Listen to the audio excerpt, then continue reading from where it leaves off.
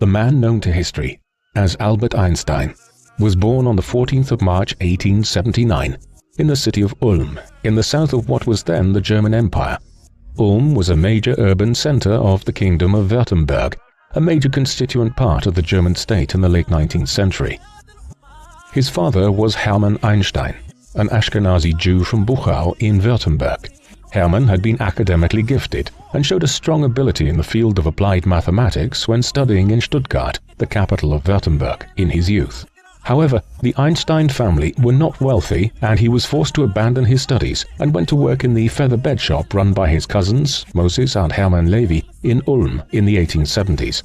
Albert's mother was Pauline Koch, a member of a family of German Jews who had developed extensive connections as purveyors and merchants in Württemberg. She married Hermann Einstein in 1876, and Albert was their first child. A daughter, Maya or Maria Einstein, was born 2 years later, in 1881. Albert's youth was dictated to a considerable extent by his father's business dealings. When he was still an infant, Hermann Einstein, following the business advice of his brother Jakob, decided to move the family to Munich, the largest city in southern Germany, lying some 170 kilometers to the east of Ulm. This occurred in 1880, as Jakob and Hermann sought to establish Einstein & Co. as an electrical engineering company in Munich, just as the great age of electrification was about to begin sweeping the Western world. There, Albert was enrolled in a Catholic elementary school, before being transferred to the Luitpold Gymnasium in Munich in 1887. Albert remained there until 1894, but at that stage, the Einsteins were once again uprooted, when Hermann and Jakob failed to secure a contract to begin the electrification of Munich. Instead, they headed for northern Italy, settling first in Milan and then in Pavia. Albert briefly remained in Munich to continue his studies, but after several months became disillusioned with the strict rote learning on offer at the gymnasium and convinced both his parents and the school authorities to let him leave to join them in Italy. Albert continued his education in Italy from 1894 onwards. He was already showing distinct signs of a precocious ability as a scientist and mathematician, although his father desired for him to take a more keen interest in applied engineering and so follow him into the family business. In Munich in the summer of 1891, he had taught himself algebra and the advanced geometry of the ancient Greek mathematician Euclid. A family tutor by the name of Max Talmud, who excelled himself in the fields of optometry and ophthalmology, was employed by the Einsteins to teach young Albert advanced mathematics and scientific principles, but he soon found his charge was becoming more knowledgeable than he himself was when it came to subjects such as calculus, algebra, and geometry. Nor was he a prodigy who was solely interested in scientific and mathematical topics. As he entered his teenage years, he was also reading widely of some of the most advanced philosophical writers of the 18th and 19th centuries, notably the German Enlightenment philosopher Immanuel Kant. Kant's Critique of Pure Reason, first published in 1781, and offering one of the most analytical discussions of metaphysics, the study of the nature of reality, is one of the densest philosophical tracts ever written. Yet Albert seemed to understand it clearly at age 14, something which bewildered his tutor. Young Einstein's abilities did not go unnoticed by his teachers, tutor, and parents. Thus, shortly after he arrived in Pavia and following his 16th birthday, he was sent to take the entrance exams at the Swiss Federal Polytechnic School in the city of Zurich, an advanced school of science, mathematics, and engineering. Although he scored high on the technical exams, Albert was not admitted at this time, in part owing to his youth. The following year, he passed the Swiss Matura, an equivalency exam in the country for those who had not gone through the formal schooling process within Switzerland, but wished to complete the secondary education curriculum there. Earlier that year, he had also renounced his German citizenship to avoid being called up for the required military service expected of all young men in the country. Thus it was that as a stateless individual, he finally entered the Polytechnic School in Zurich in the autumn of 1896, age 17. There he would study physics and mathematics, the two subjects which he had demonstrated a prodigious ability in since he was a child. He would remain there for 4 years, eventually acquiring a diploma in 1900. Einstein's years in Zurich were those in which his research interests began to emerge in a fully formed state. He was becoming an eclectic scientist, one who might broadly be categorized as a physicist, but whose area of expertise covered a wide range of topics such as the discovery of an accurate way to measure the dimensions of tiny molecules, a field of endeavor belonging to quantum mechanics, the broad science of describing the physical properties of nature at the atomic and subatomic level. Additionally, he was concerned to measure how light moves. At the time he was beginning to conduct complex research into this subject in turn-of-the-century Zurich, the prevailing view amongst European and North American scientists was that light traveled exclusively in wave patterns. As would become clear in the years that followed, Einstein doubted this theory and believed a further layer of complexity existed within the mechanism whereby light traveled. These and other aspects of advanced physics were at the heart of Einstein's research in his mid-20s. They formed the core of his doctoral thesis, which he was studying for part-time throughout the early 1900s and which he completed in 1905 in Zurich, entitled A New Determination of Molecular Dimensions. His research in the early 1900s was evidently aided by Mileva Marić, a young Serbian mathematician and physicist who had begun attending the Polytechnic School in Zurich around the same time that Einstein had first been granted teaching hours there after finishing top of the class in 1899.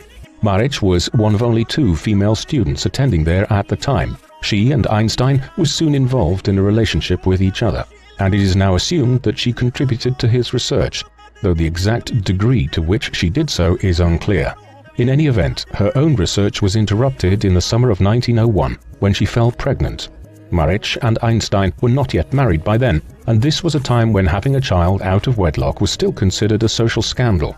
It appears that Mileva returned to her native Serbia to have the child, who was called Liesl in their correspondence after her birth. What happened to her thereafter is unclear. Some sources believe she died from scarlet fever in 1903, but others suggest she was put up for adoption in Serbia.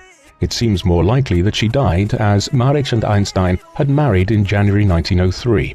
They would go on to have 2 further children, a boy, Hans Albert, born in the summer of 1904, and another son, Eduard, in 1910. It may seem peculiar in retrospect, but Albert did not immediately find it easy to find a teaching position upon completing his diploma in Zurich in 1900. He spent the next year and a half trying in vain to acquire a junior-level lecturing and research position in a Central European university, but to no avail. In the meantime, he acquired Swiss citizenship in 1901, finally acquiring statehood after half a decade of theoretically being without a national affiliation. With Swiss citizenship in hand, a family friend and associate from the Polytechnic in Zurich, Max Grossmann, enlisted the aid of his father to get Einstein a post at the Swiss Patent Office in the capital Bern.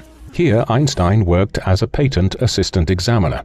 What this effectively meant was that Albert was tasked with assessing the merits of various inventions and devices, which were brought before the patent office by individuals who wanted to have their intellectual ownership of their invention recognized. To ensure credit for the device was given to them and they could benefit financially. Einstein worked there for the next several years. Beyond serving to support his young family, his work focused on many different devices involving electrical conduction and mechanics, and it has been posited that this impacted on Einstein's own research during his formative years. The manner in which Einstein burst forth from almost complete obscurity within the developed world's scientific community to become one of Europe's paramount physicists in the mid-1900s is one of the strangest stories in the history of science. While he was completing his doctoral studies and working in the patent office in Bern in the first half of the 1900s, Einstein was working on a series of papers for publication in the pages of Annalen der Physik, one of the world's leading academic journals for the study of physics, which had been published in Germany from 1799 onwards. This eventually resulted in 4 separate research papers, which were all published in the journal in 1905. Individually, they made major contributions to various fields within the study of physics. Collectively, they have been deemed to represent a revolutionizing of humanity's conception of the molecular and atomic dimensions of the natural world and the development of modern physics. Consequently, 1905 is usually referred to by biographers of Einstein and historians of Western science as the Annus Mirabilis, or miracle year, of Einstein's career. The first of Einstein's 4 papers of 1905 was entitled On a Heuristic Viewpoint Concerning the Production and Transformation of Light, and was published on the 9th of June. This explained what is known as the photoelectric effect for the first time. The photoelectric effect is where electrons are emitted when electromagnetic radiation, such as light, hits off a material or substance.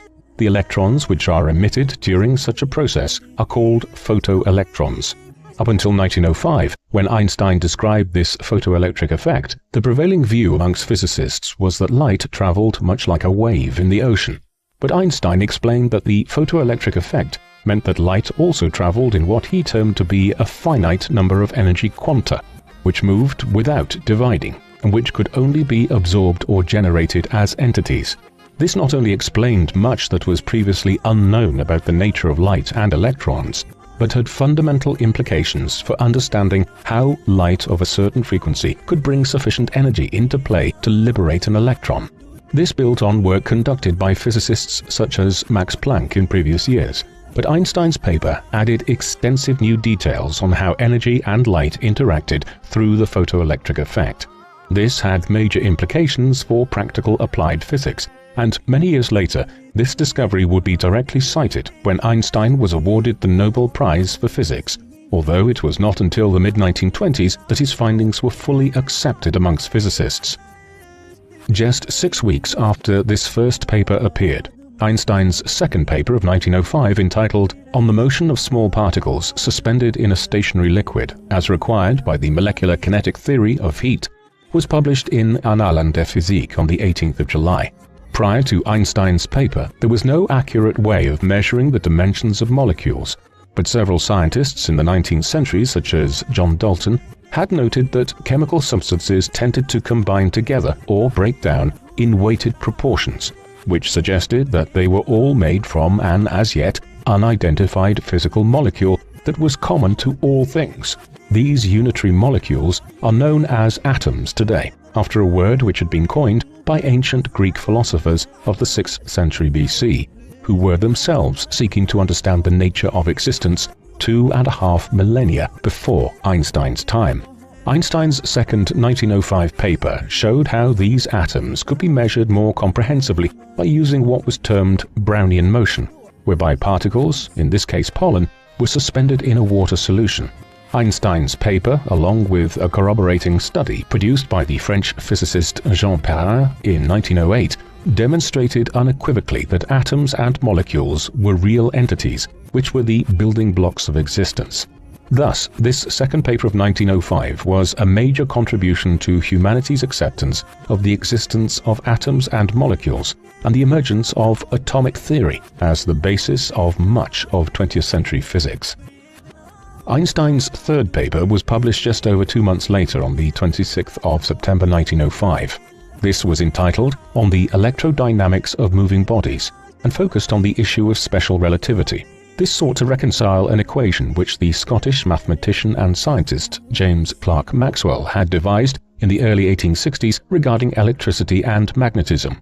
Maxwell's equations led to difficulties in how physicists should understand mechanics which occurred close to the speed of light. In response to this problem, Einstein outlined his special theory of relativity, or special relativity, in his 1905 paper. This stated that the speed of light is the same for all observers regardless of the motion of the light source or the observer of the light source. This opposed the idea postulated over 2 centuries earlier by Isaac Newton, which held that the speed of light is not fixed.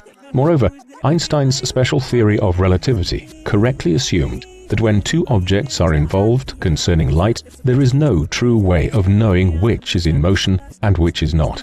Einstein had come to this realization while traveling in a streetcar in Bern in the early summer of 1905 and looking at the clock tower in the center of the city. He realized that if his car suddenly started traveling at the speed of light, the clock arms on the clock tower would suddenly appear as though they had stopped.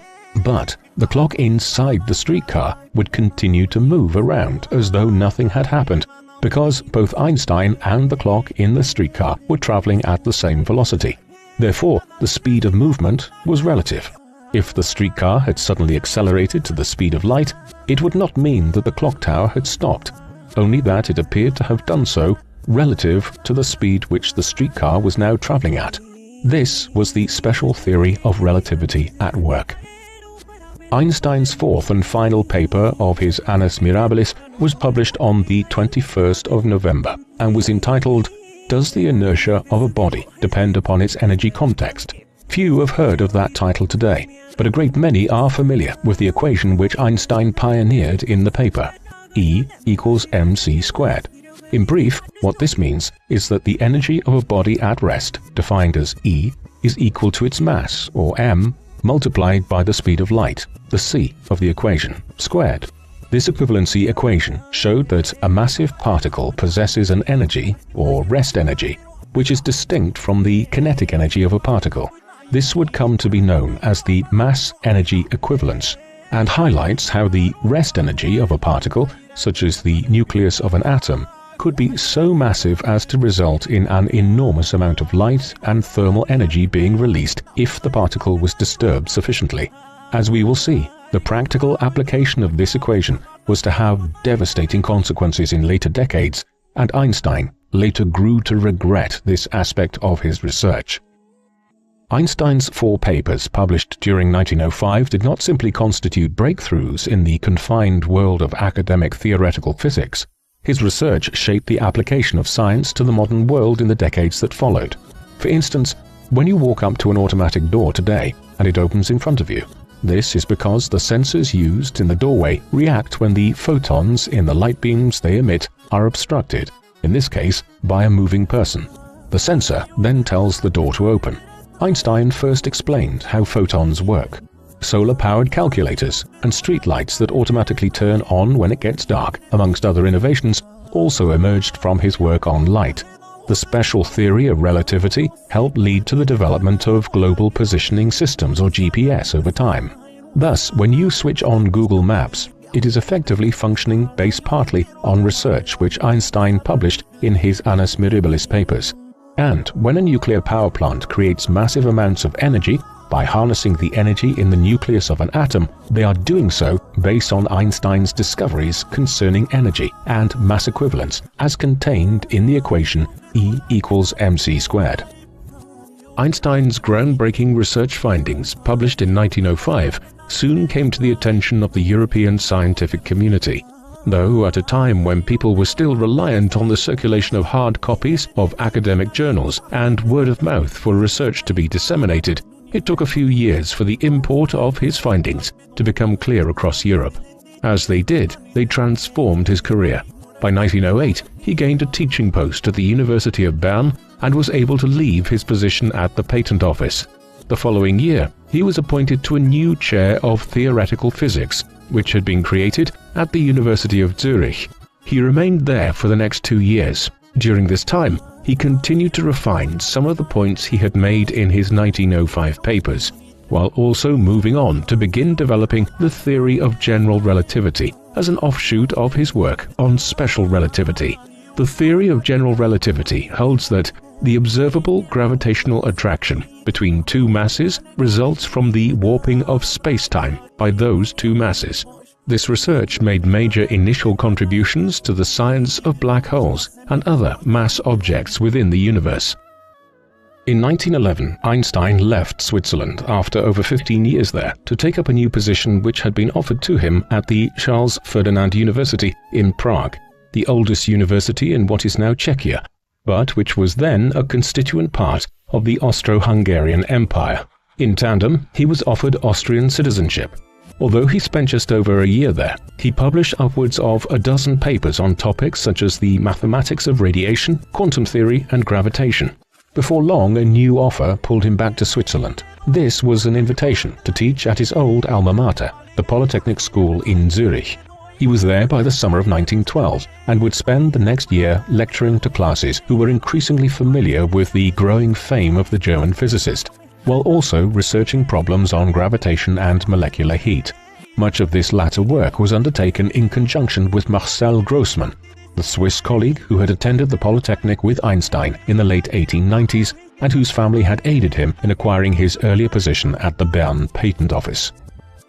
In the spring of 1913, less than a year after taking up his position in Zurich, Einstein was visited in Switzerland by Max Planck and Walter Nernst, two of the foremost scientists of the age. Both worked in Berlin and had come to Zurich to convince Einstein to return to the land of his birth to take up a position at the University of Berlin. The post came with automatic membership of the Prussian Academy of Sciences, as well as his appointment as director of the Kaiser Wilhelm Institute for Physics. This would allow Einstein to concentrate on his research and build a team of researchers around him. It was an offer he couldn't refuse, and was made more attractive by the prospect of being close to his cousin Elsa, who lived in Germany and whom Einstein had begun corresponding with frequently since the spring of 1912. Thus, early in 1914, Albert made the move to the German capital. His first wife, Mileva, agreed to move at first with their 2 sons, but she was immediately unhappy in Berlin and sensed Albert was growing closer to his cousin, and soon decided to return to Zurich with their children. They remained separated until 1919, when they finally divorced, at which time Einstein married Elsa. By then both she and Albert were in their 40s, and this second marriage of Einstein's did not result in any further children, though Albert became stepfather to Elsa's 2 daughters from her previous marriage. Einstein's arrival in Berlin was immediately interrupted by the outbreak of the First World War. For years, tensions had been building between the major European powers over issues as disparate as colonial rivalry in Africa, the vacuum left by the collapse of Ottoman power in the Balkans, and the naval race between Britain and Germany. These all coalesced in the summer of 1914 into the outbreak of a pan-European war, which soon became a worldwide conflict. When it erupted, and Germany's invasion of neutral Belgium as a means of striking quickly at northeastern France drew widespread international condemnation, a document entitled Manifesto of the 93 and addressed to the civilized world was soon being circulated in Germany. The move was led by figures like Adolf von Baeyer, the 1905 recipient of the Nobel Prize in Chemistry, and Paul Ehrlich, the 1908 recipient of the Nobel Prize in Medicine for his pioneering work in chemotherapy, and was effectively a letter from dozens of prominent German academics sounding their support for Germany's war effort. Einstein, who was a lifelong pacifist, refused to sign it, and instead, with several other German academics, drew up the Manifesto to the Europeans. This expressed the idea that Europe's sense of common culture could be harnessed to bring the war to a swift end. Unfortunately, their hopes were not met, and the war was to drag on for 4 more years of interminable conflict, followed by years more of revolution and civil war across much of the continent. Despite the ongoing war, Einstein was able to commence new research in a concerted manner in Berlin from 1915 onwards as the initial shock of the outbreak of the war lessened. However, it was not until 1917 that the Kaiser Wilhelm Institute was finally established in Berlin with Einstein as its first director. Funding and administrative delays wrought by the war effort had delayed its inception. He would serve as head of the institute for the next 16 years. Meanwhile, in 1916, he was admitted as a member of the German Physical Society, which had been established in 1845, and is the world's oldest major academic body of physicists. Foreign honors would also follow in the years ahead, including membership of the Royal Netherlands Academy of Arts and Sciences in 1920, and admittance as a foreign member in 1921 to the Royal Society, arguably the world's most prestigious scientific society and one which dated back to 1660 when it was founded in London. Such honors aside, Einstein continued to break new ground in his research in the mid-1910s. For instance, in 1916, he hypothesized the existence of gravitational waves, which are effectively ripples in the curvature of space-time. These could not be detected using the instrumentation available in the early 20th century. But in 2016, a century after Einstein predicted their existence, they were finally confirmed by American scientists. He was also beginning to theorize the existence of what we now know to be black holes, points in space where gravity is so strong that neither light nor particles can effectively escape from them and which distort space and time. As with so much else, his work on black holes was pioneering and paved the way for many of his successors to produce detailed accounts of the building blocks of the universe later in the 20th century. He could, however, be mistaken too. In 1917, he began working on what he termed the cosmological constant, a theory which supposed the existence of a static universe. Many years later, when the American astronomer Edwin Hubble discovered the recession of nebulae in the universe, Einstein realized his earlier theory of the cosmological constant was incorrect and referred to it as his, quote, biggest blunder throughout his career. His other great research project of the war years, though, was far from a blunder. Einstein had been working on the concept of relativity for over a decade, and special relativity was the subject of one of his acclaimed papers of 1905. Yet it was not until the mid-1910s that he began finalizing his research on the subject of general relativity. The general theory of relativity outlined the geometric theory of gravitation. This moved far beyond Newtonian ideas concerning gravity to explain gravitational pull and the full complexity of geometric gravity as it applies to the universe and not just individual planets. There is an ongoing debate as to who actually arrived at the general theory of relativity first, as his contemporary, the German mathematician David Hilbert, essentially arrived at nearly identical conclusions as Einstein did in the mid-1910s. As with Charles Darwin and Alfred Russel Wallace, who both broadly developed the theory of natural selection at the same time in the mid-19th century, both Einstein and Hilbert were in communication with each other, and Einstein had visited the University of Göttingen, where Hilbert was working in 1915, to present lectures on his own findings. What seems relatively clear is that Einstein and Hilbert influenced each other sufficiently that they both arrived at the same conclusions concerning general relativity within days of each other in the winter of 1915. In late 1918, Europe and the wider world began to emerge from the grip of the First World War. Although in some countries such as Russia, Hungary, Turkey and Ireland, the end of the war saw the commencement of bitter civil wars which eclipsed anything that those countries had seen during the war itself. Yet, with the resumption of some form of normal life, academic discourse resumed fully and research began to be disseminated widely again. Thus, Einstein and Hilbert's work on the general theory of relativity reached a wider audience within the community of Europe and America's physicists. As it did, there was an increasing appreciation of how groundbreaking their studies were. Then, in the summer of 1919, the theory was confirmed as being accurate by Sir Arthur Eddington, an English astronomer and mathematician during a solar eclipse. This time, the popular newspapers picked up the story, proclaiming that Einstein's theory had overthrown the model of the universe developed by Isaac Newton nearly 250 years earlier. Given all of this, it is perhaps unsurprising that in 1921, the Nobel Foundation in Stockholm decided to award Einstein the Nobel Prize for Physics. They specifically cited his work in discovering the photoelectric effect in his paper from 1905 in the award designation, but it could just as easily have been awarded for a wide range of research findings over the previous 15 or so years. Receipt of the Nobel Prize in 1921 and the opening up of the world during the boom-time years of the 1920s after years of war and social discord saw Einstein and Elsa, whom he had just recently married, decide to travel internationally. In early April 1921, they sailed into New York City, where the couple were greeted by the mayor, John Francis Hylan, and a delegation of some of the most senior members of the city's Jewish community. Weeks of lectures and receptions followed, notably at Columbia University in New York and Princeton University in New Jersey. Later that month, Einstein met President Warren Harding in the White House. Afterwards, they left for a Pacific voyage to the Empire of Japan, and then onwards to Singapore and India before reaching the Middle East. There, Einstein visited Palestine, which had become subject to a British mandate following the end of the First World War, and where the Jewish Zionist movement was attempting to establish a new state for the world's Jews after centuries of being scattered around the globe.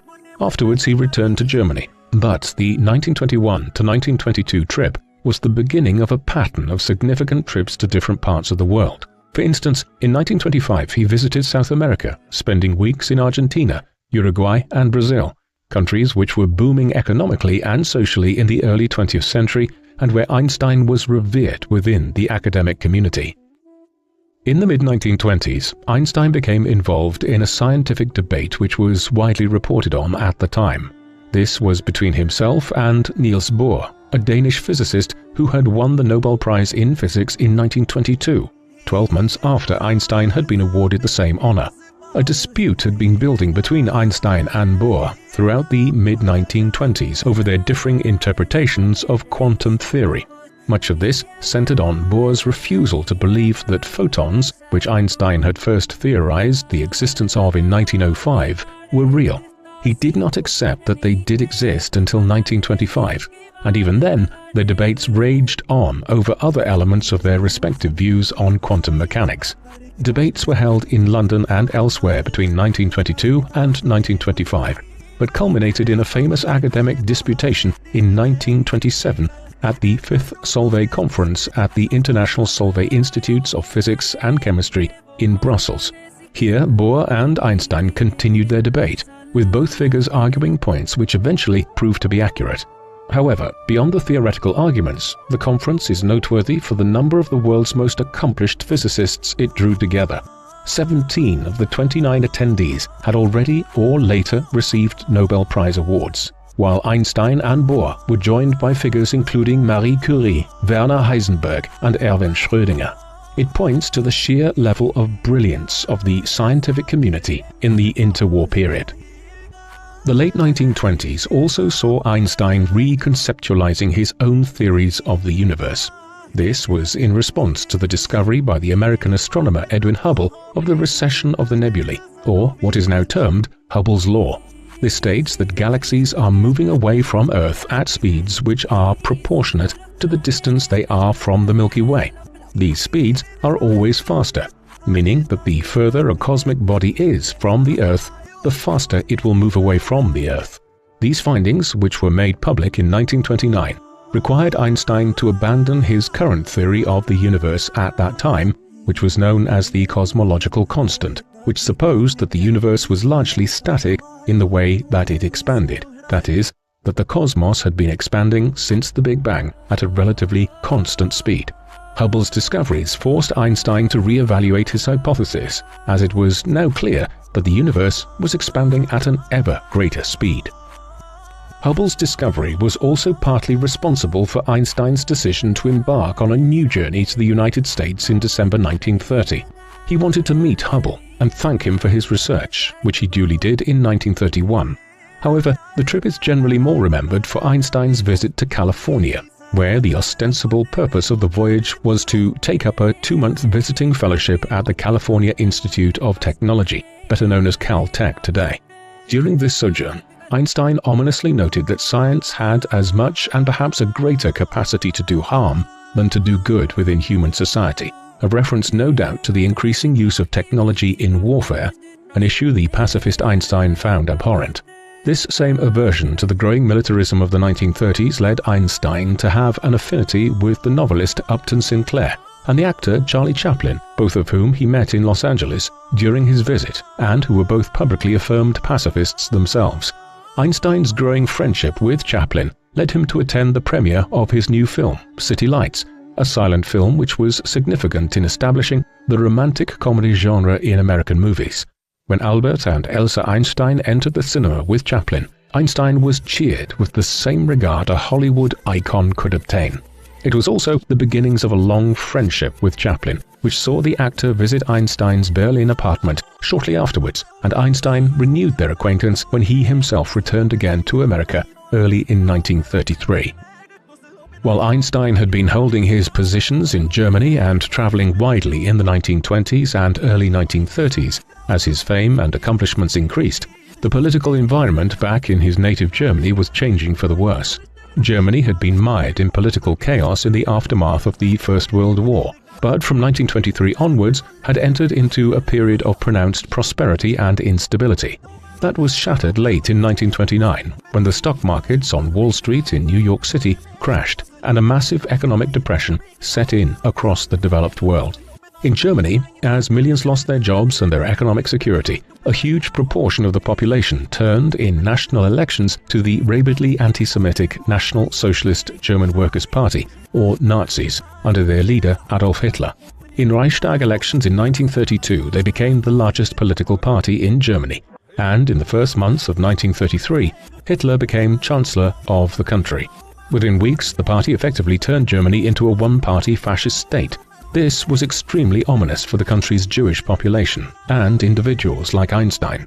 In the United States, he decided not to return to Germany, and instead the Einsteins settled in America after a brief visit to Antwerp in Belgium, where Albert handed his German passport into the German embassy and renounced his citizenship. In Berlin, the Nazis had already searched his apartment twice on account of his Jewish heritage, and over the next year or so, Jewish academics such as himself were forced out of their positions across Germany. In the United States, following his decision to seek permanent residence there in 1933, Einstein quickly acquired a position at the Institute for Advanced Studies at Princeton University in New Jersey. It was the institution which he would spend the longest portion of his career at, and, barring a directorship at Brandeis University in Massachusetts in the mid-1940s, Einstein was primarily associated with Princeton for the remainder of his life. In the mid to late 1930s, Einstein undertook some further notable work here on the East Coast of America. A particularly significant engagement resulted from collaboration with Nathan Rosen, a Jewish-American physicist. Together, Einstein and Rosen produced a model of what a wormhole might look like. Wormholes are theoretical structures which might connect disparate points in space-time together. At the time that Einstein and Rosen produced their theoretical wormhole bridge, they were a relatively novel concept, but they have latterly come to form a fundamental aspect of theoretical writings on space travel. In due course, they became a mainstay of science fiction writing from the middle of the 20th century onwards. While Einstein was teaching in the United States in the 1930s, developments were occurring back in his homeland of Germany, which would soon have global implications. Following their initial rise to power in 1933, the Nazis had made clear their intent to overturn the terms of the Treaty of Versailles, which had brought the First World War to an end. In the mid-1930s, they began rearming Germany, recruiting hundreds of thousands of soldiers into the military and building thousands of tanks, fighter planes, and bombers.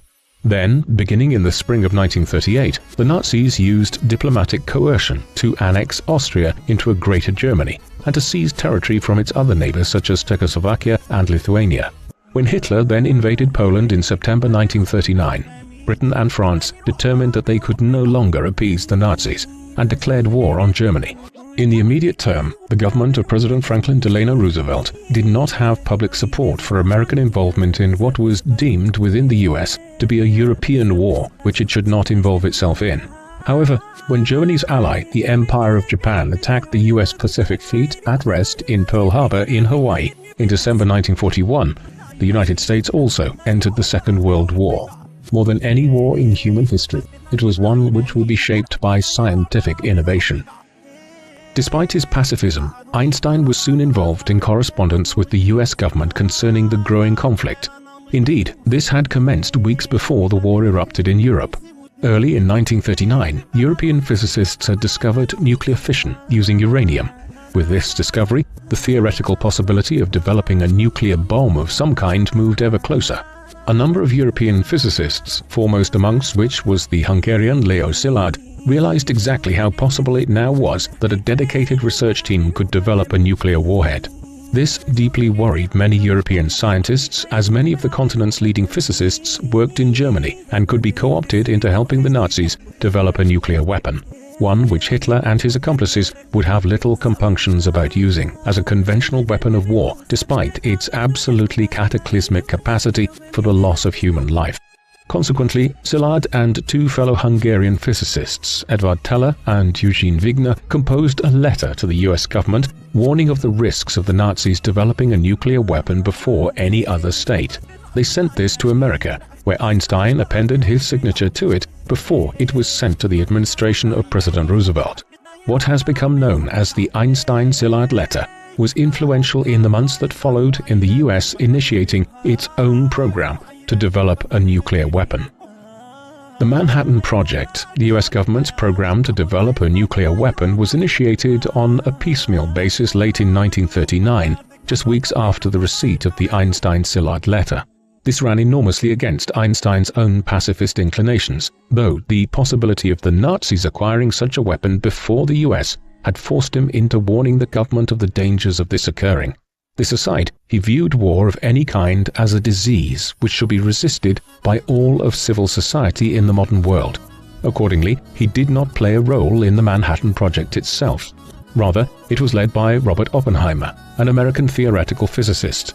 Though its activities were limited between 1939 and 1941, once the United States entered the war in December 1941, funding and resources increased enormously.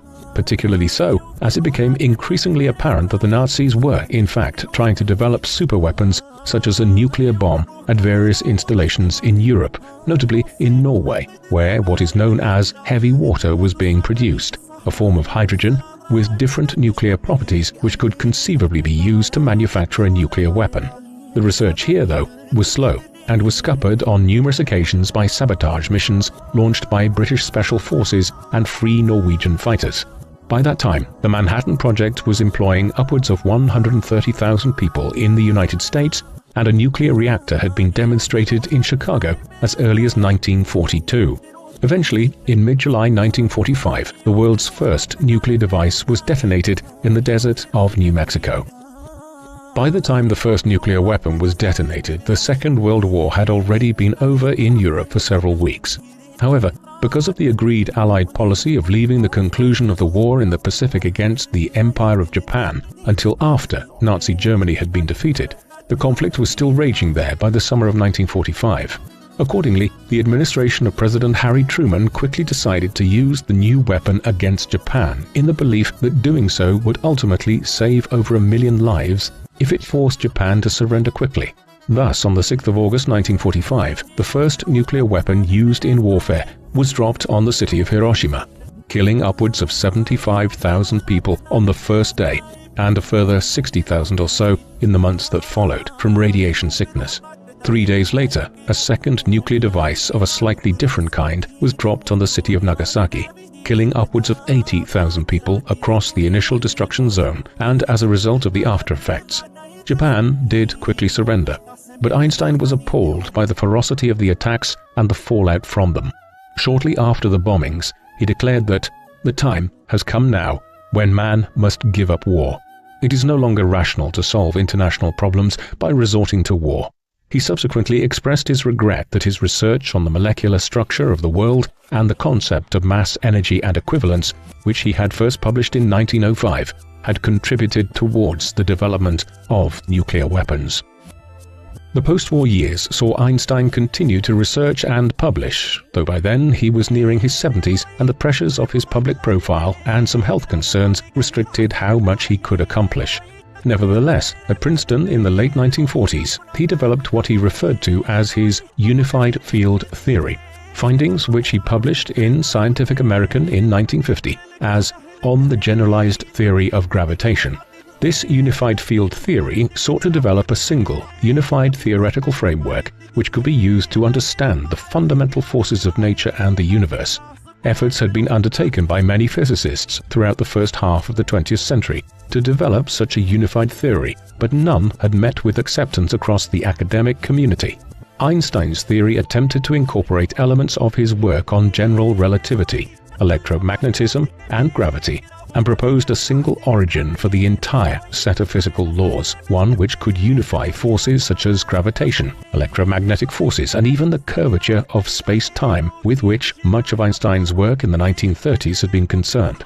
Ultimately, his work and that of others in developing such a unified theory were unsuccessful, but his research in this respect is nevertheless regarded as being consequential in the further development of differential geometry, the study of the geometry of smooth shapes and surfaces, particularly as they apply to space. The years following the end of the Second World War in America also saw Einstein acquire a form of celebrity within mainstream society which was largely unprecedented for a theoretical physicist. In many ways, this went back all the way to the early 1920s and Einstein's first arrival in New York City. His theory of relativity had just been confirmed by other scientists, changing our fundamental understanding of the universe, while Einstein was the recipient of the Nobel Prize. The New York Times had run a story in December 1919 proclaiming that Einstein had, quote, destroyed space and time through his research findings. Here was the most fundamental overhaul of human thought since Charles Darwin's theory of natural selection a half a century earlier. But Einstein's work was greeted with applause, whereas Darwin's had been viewed as sacrilegious. His associations with figures like Charlie Chaplin in Hollywood and his increasingly iconic physical appearance all made him a more identifiable figure in the years that followed. Most tellingly, by the 1940s, it was becoming apparent how Einstein's revolutionary ideas were changing society and the world in practical ways, not just from the perspective of theoretical physics. As all of this occurred, he became a figure as fated within American society as Stephen Hawking later would be in the second half of the 20th century. or figures like James Lovelock and Richard Dawkins in the early 21st century. By the time his working life came to an end, Einstein's written and published output was enormous. Though it may seem unusual to many, Einstein's primary academic output was in the shape of papers in academic journals, of which there were nearly 300 over a span of 55 years, rather than books. This was and remains the primary means of communicating research for academics working in the hard sciences. Such books as Einstein authored, of which there were over a dozen, were generally reproductions of work he had already published as academic papers, the idea being to tie together his existing work on general relativity and other topics, or to try to make the material more accessible to a general audience. Some of these were used as advanced undergraduate and postgraduate textbooks for students of theoretical physics for years to come in universities. Additionally, translations were made into multiple languages, ensuring that Einstein's work was accessible in dozens of countries by the middle of the 20th century. Beyond this academic output, Einstein was a voracious correspondent, and at the Albert Einstein Archives at the Hebrew University of Jerusalem, there are over 3,500 pages of his private correspondence dating from 1912 to 1955. He also wrote widely on various political, philosophical, religious, and humanitarian issues. Unsurprisingly, collected editions of Einstein's work, correspondence, and other writings, such as those published since the late 1980s by the Academic Press of Princeton University, the university where Albert spent nearly all of his career in the United States, have stretched into dozens of lengthy volumes. The individual who produced this enormous body of work was, despite his brilliance and celebrity, a resoundingly modest individual. He once proclaimed of himself, quote, "I have no special talents. I am only passionately curious." He never acquired the trappings of wealth or fame, and indeed visitors to his home in Berlin in the 1920s or America in the post-1933 period were generally struck by the modesty of the abode, where the most lavish adornment was usually a piano so that Einstein could play the classical music he loved. His family life, it must be admitted, was difficult. His two biological sons went to live with their mother after she and Albert separated in 1914, and thereafter their relationship was somewhat distant. Hans later immigrated to the United States in 1938, where they reconnected. But Edward remained in Europe, and despite maintaining a correspondence with his father, never saw him again after Albert left for America in the early 1930s. Edward later developed psychiatric problems and was institutionalized in Zurich. Albert's marriage to Elsa was also strained long before her death in New Jersey in 1936, and it has been widely speculated that Einstein retreated into his scientific inquiries at times as a substitute for his own weaknesses when it came to emotional relationships. Politically, he was humane, holding a lifelong aversion to violence and war. He deeply admired Mahatma Gandhi and his non-violent opposition to British rule in India, and the two became correspondents. Over time, his political views moved towards a criticism of capitalism and advocacy of socialism, while he also wrote on numerous occasions about the desire for a system of global government and an end to competition between nation-states. He held positive views of the United States, deeming the country to be a meritocracy, but the FBI had developed a dossier on him before he ever fully relocated to America from Europe, and by the mid-1950s it ran to over 1,400 pages, a not wholly unusual development for a former German and an academic in post-war America. An intrinsic part of Einstein's character was his Jewish heritage, though he himself was a professed agnostic and viewed the Bible as a collection of primitive legends. His Jewish heritage also shaped his life from the 1930s onwards, as it saw him relocate to the United States in the face of the Nazi threat. Einstein also became noted in his later years for his support for Zionism and the State of Israel. He had visited Palestine back in the 1920s when it was being governed as a British mandate in the aftermath of the First World War. At that time, hundreds of thousands of Jews were already living in or migrating to the region with the goal of reforming a Jewish state after nearly 2,000 years of being dispersed around the world. In 1925, Einstein agreed to be listed amongst the first Board of Governors of the Hebrew University of Jerusalem when it was established that year. Then, in the aftermath of the Second World War, hundreds of thousands of Europe's Jews who had survived the Holocaust perpetrated by the Nazis during the Second World War headed for the Holy Land. When the British mandate there expired in March 1948, the Jewish people declared a new state of Israel for the Jewish people in the Levant. In 1952, Einstein was offered the ceremonial position of president of the country, though he declined on account of his age and inability to leave the United States at that stage. Einstein remained supportive of the Zionist movement until his death, but one wonders what the pacifist in him would have made of the Israeli state as it descended into interminable warfare with its Muslim neighbors from the Suez Crisis of 1956 onwards. By the time Israel entered into the Suez Crisis, or the Second Arab-Israeli War against its southern neighbor Egypt in 1956, Einstein had died. Shortly after the end of the Second World War, he had begun to suffer from an abdominal aortic aneurysm, an enlargement of the abdominal aorta, the largest artery in the abdomen. It can become blocked, much like any other part of the circulatory system, owing to high blood pressure, high cholesterol, and smoking. Einstein had the issue operated on successfully in 1948 by reinforcing the aorta wall, but despite improving his lifestyle, including adopting a vegetarian diet, the problem resurfaced again early in 1955 when the aorta ruptured, causing internal bleeding. He was admitted to hospital on the 17th of April, but refused emergency surgery to try to intervene to stop the bleeding, proclaiming philosophically that it was best to meet death with dignity when one's time had come. He died the following day, on the 18th of April 1955, at 76 years of age. The surgeon who carried out his autopsy afterwards removed Einstein's brain for scientific study, though this was done without the permission of his family. It was subsequently dissected, and the remains of it are today found in the National Museum of Health and Medicine in Washington, D.C., while some sections were put on display in the Mutter Museum in Philadelphia in 2013. It has been suggested that the abnormal number of glial cells in his brain might account for Einstein's inordinate aptitude for mathematical equations. His body was cremated shortly after his death in New Jersey, and his ashes were modestly scattered at an undisclosed location.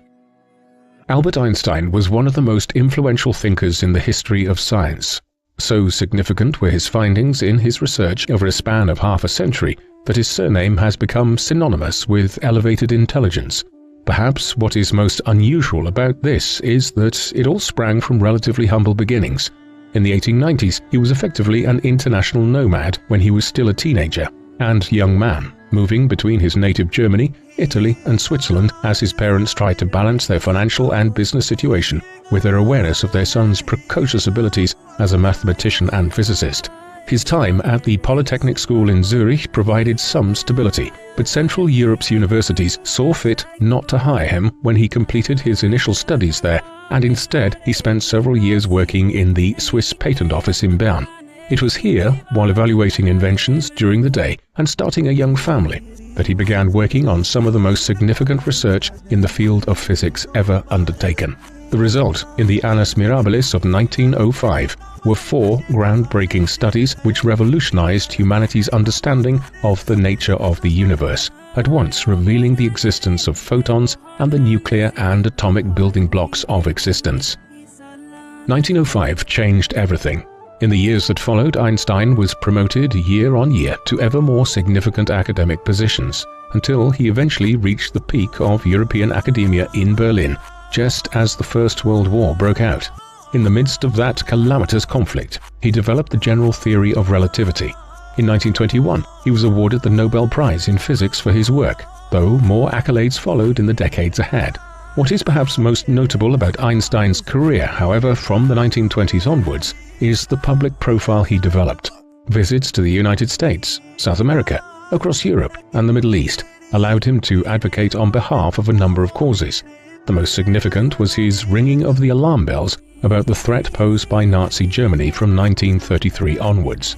Indeed, he immediately renounced his German citizenship when Hitler seized power and moved to the United States. There he continued to note the dangers posed by the possibility of the Nazis acquiring a nuclear weapon. However, it was a double-edged sword for Einstein, the pacifist, for the cost of seeing Nazi Germany defeated in the nuclear race was seeing the US drop its own atomic bombs on Hiroshima and Nagasaki in 1945.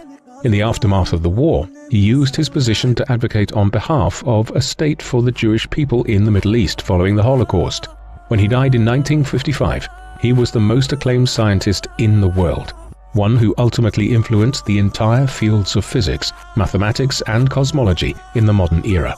The history of the 20th century might well have been significantly different had it not been for Einstein.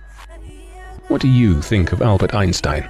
Was he the most revolutionary intellectual in modern history? And what might explain his inordinate intellect? Please let us know in the comment section. And in the meantime, thank you